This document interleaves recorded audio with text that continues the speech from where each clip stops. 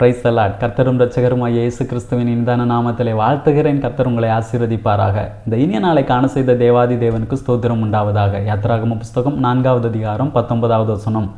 பின்னும் கர்த்தர் மீதியானிலே மோசையை நோக்கி, நீ எகிப்துக்கு திரும்பிப்போ, உன் பிராணனை வாங்க தேடின மனிதர் எல்லாரும் இறந்து போனார்கள் என்றார்.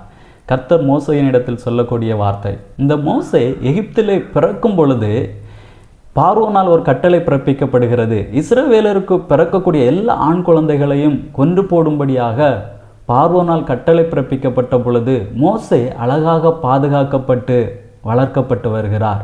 அதே எகிப்து தேசத்தில் 40 ஆண்டுகள் வளர்ந்து வருகிறார். 40வது வயதில் மீண்டும் பார்வோன் மோசையை கொன்று போட திட்டமிட்ட பொழுது மோசே மீதியான் தேசத்திற்கு ஓடி போகிறார். இப்பொழுது 80 வயதாகிறது. இங்கே மோசையின் இடத்தில் கர்த்தர் சொல்லக்கூடிய வார்த்தை, நீ எகிப்துக்கு திரும்பிப்போ, உன் பிராணனை வாங்க தேடின மனிதர் எல்லாரும் இறந்து போனார்கள் என்றார். இவ்வளவு நாள் மோசே பாதுகாக்கப்பட காரணம், மோசே மேலே கர்த்தர் ஒரு திட்டத்தை வைத்திருக்கிறார். அந்த திட்டத்தை குறித்து தான் இந்த அதிகாரத்திலே மோசையினிடத்தில் கர்த்தர் பேசுகிறார். அப்பொழுது மோசே சில காரியங்களை முன்வைக்கிறார். நான் வாக்கில் வல்லவன் அல்ல என்று போக மறுக்கிறார். ஆனால் அநேக காரியங்களை சொல்லிவிட்டு கர்த்தர் சொல்லக்கூடிய வார்த்தை, நீ எகிப்துக்கு திரும்பிப்போ, உன் பிராணனை வாங்க தேடினவர்கள் எல்லாரும் இறந்து போனார்கள். அப்போ பார்வோன் கூட இருந்த எல்லாருமே இறந்து போனார்கள்.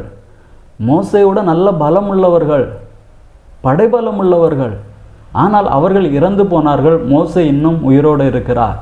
அப்போ மோசே இன்னும் பாதுகாக்கப்பட, மோசே இன்னும் உயிரோடு இருக்க காரணம், மோசே மேலே கர்த்தர் ஒரு திட்டத்தை வைத்திருக்கிறார். அதனால தான் மோசேயை கர்த்தர் இம்மட்டும் பாதுகாத்து கொண்டு வந்திருக்கிறார்.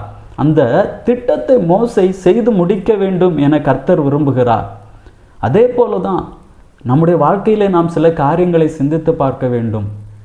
நம்மை விட பலமுள்ளவர்கள், நம்மை விட நல்ல தைரியம் உள்ளவர்கள், நம்மை விட பணம் உள்ளவர்கள் எத்தனையோ பேர் மரித்து போனார்கள். ஆனால் நம்மை கர்த்தர் இன்னும் ஜீவனோடு வைத்திருக்கிறார். ஏன் நம்மை கர்த்தர் பாதுகாத்து வழி நடத்துகிறார் தெரியுமா? நம்ம மேலே கர்த்தர் ஒரு திட்டத்தை வைத்திருக்கிறார். அந்த திட்டத்திற்கு கர்த்தருக்கு நாம் ஒப்பு கொடுக்க வேண்டும், நம்மை அர்ப்பணிக்க வேண்டும். அந்த திட்டத்தை குறித்து கர்த்தர் நம்மோடு கூட பேசும்பொழுது அந்த திட்டத்திற்கு நம்மை விட்டு கொடுக்க வேண்டும். இங்கே மோசே விட்டு கொடுக்க மறுக்கும் பொழுது கர்த்தர் திரும்ப என்ன செய்கிறார்? பேசி மோசையை அனுப்பி வைக்கிறார். அந்த திட்டத்தை மோசையை கொண்டு செய்ய வைக்கிறார். அதே போல தான் கர்த்தர் அநேக முறை நம்மோடு கூட பேசி இருக்கலாம்.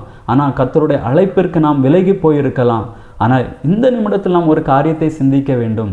இன்னும் ஏன் எனக்கு கர்த்தர் ஜீவனை தந்திருக்கிறார்? ஏனென்றால் நம்ம மேலே கர்த்தர் ஒரு திட்டத்தை வைத்திருக்கிறார்.